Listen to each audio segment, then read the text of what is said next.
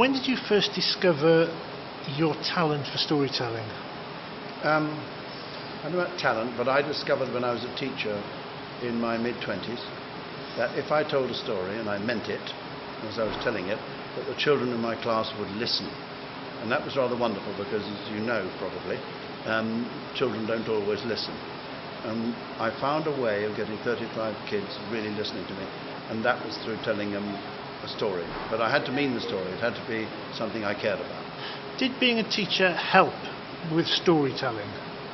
Absolutely. Every story I told to the children and watching their reactions each time informed me about what it is that they took on board, what bored them, when I got on too much, when things weren't working. You could just tell by their body language, they were looking out the window and picking their noses. That means they don't like it.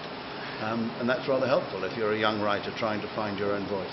The stories that you told them, were they ones that you read or were they ones that you'd written yourself? I started by reading them stories that other people had written, and did that quite successfully for a while because I selected the books well, I think.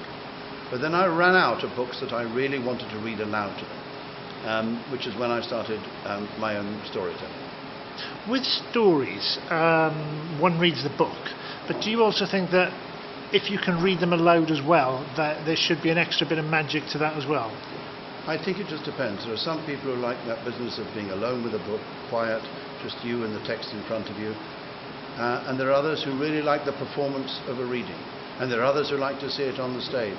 And there are others who like to listen to it on a CD. I think it's fine. I don't care actually how children get their stories, so long as the stories excite them and make them want to hear or read or listen to another one. How would you describe your, in essence, magical storytelling? How would I describe it? Well, you just said it's magical. I'd like to think it's magical. I'm sure it's not, because what I do, really, is to look a child in the eye and tell that child a story that I can see in my mind's eye as I'm telling it. And I simply use the language that explains that to them. And I tell it from the heart.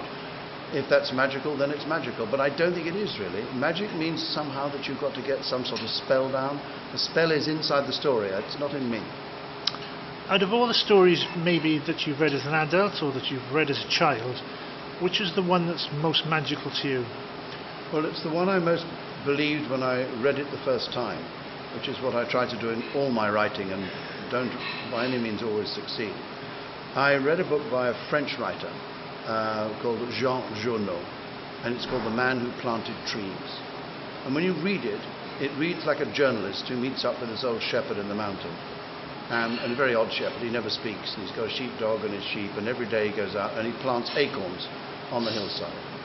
And you read the whole book convinced that this young man is a journalist and he's simply recording the life of this ancient shepherd in the hills of Provence. And it's only when you've taken a breath at the end you realize this whole thing was fiction. And that's the best kind of fiction. It's when you are totally, totally beguiled by it. So The Man Who Planted Trees, everyone should read it. And finally, how do you feel today about getting your Honorary Doctorate? Well, this is the town of Walter Tull. He's a great footballer for your football club. And he's a man I hugely admire his courage. And he was welcomed by this town. I think he was taken into their hearts as both a man and a footballer. And he died in the First World War. He's a man of great courage. And I think in a way I identify Northampton with him and with shoes on my feet, because I love buying shoes that are made here in Northampton. They are a bit expensive, which is why I have to keep writing books.